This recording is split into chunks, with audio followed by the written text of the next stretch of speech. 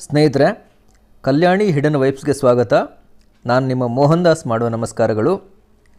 ಪಿತೃಗಳ ಮೋಕ್ಷಕ್ಕಾಗಿ, ಪಾಪ ಪರಿಹಾರಕ್ಕಾಗಿ ಋಣಮುಕ್ತರಾಗಲು 28ನೇ ತಾರೀಕು ಶನಿವಾರ ಏಕಾದಶಿ. ಈ ಏಕಾದಶಿ ಹೆಸರು ಇಂದಿರಾ ಏಕಾದಶಿ.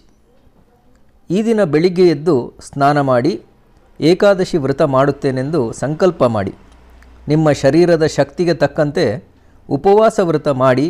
ಯಾಕೆಂದರೆ ರೋಗಗಳಿರುವವರು, ಮಾತ್ರೆ ತೆಗೆದುಕೊಳ್ಳುವವರು ಸ್ವಲ್ಪ ಫಲಾಹಾರ ಸೇವಿಸಿ, ಇನ್ನೂ ನಿಶ್ಶಕ್ತಿ ಇರುವವರು ಅಲ್ಪಾಹಾರ ಆಗಾಗ ತಗೊಂಡು ಜಪ ಮಾಡ್ತಾ ಇರಿ. ಓಂ ನಮೋ ನಾರಾಯಣಾಯ, ಓಂ ನಮೋ ಭಗವತೆ ವಾಸುದೇವಾಯ. ಈ ರೀತಿ ಭಾಗವತ ಪಾರಾಯಣ, ಭಗವದ್ಗೀತೆ ಪಾರಾಯಣ, ವಿಷ್ಣು ಸಹಸ್ರನಾಮ ಪಾರಾಯಣ ಮಾಡಿದರೆ ಒಳ್ಳೆಯದು.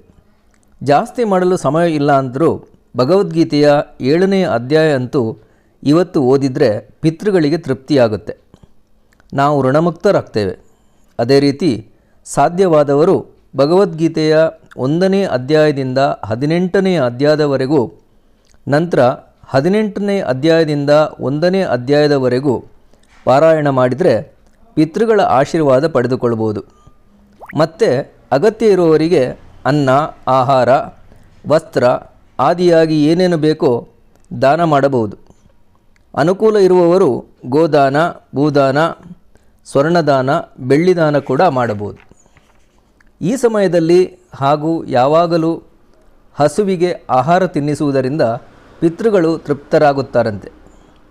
ಮಹಾವಿಷ್ಣುವಿಗೆ ವಿಷ್ಣುವಿನ ಅವತಾರಗಳಾದ ಶ್ರೀಕೃಷ್ಣ, ಶ್ರೀರಾಮ, ನರಸಿಂಹದೇವರಿಗೆ ತುಳಸಿಯಿಂದ ಅರ್ಚನೆ ಮಾಡಿ.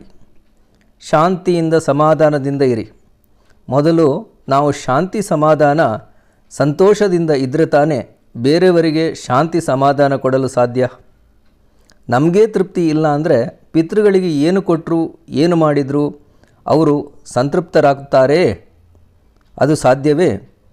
ಹಾಗಾಗಿ ಇಡೀ ದಿನ ಶಾಂತಿ ಸಮಾಧಾನದಿಂದ ಜಪತಪ ಪಾರಾಯಣ ಮಾಡಿದರೆ, ನಂತರ ದಾನ ಧರ್ಮ ಮಾಡಿದರೆ ಪಿತೃಗಳು ತೃಪ್ತರಾಗಿ ನಮ್ಮನ್ನು ಆಶೀರ್ವದಿಸುತ್ತಾರೆ. ಎಲ್ಲರೂ ಈ ಸಲ ಈ ಪಿತೃಪಕ್ಷದಲ್ಲಿ ಬರುವ ಏಕಾದಶಿಯನ್ನು, ಅಂದರೆ ಇಂದಿರಾ ಏಕಾದಶಿಯನ್ನು ಆಚರಿಸಿ ಪಿತೃರ ಆಶೀರ್ವಾದ ಪಡೆಯೋಣ. ಹರೇ ಕೃಷ್ಣ.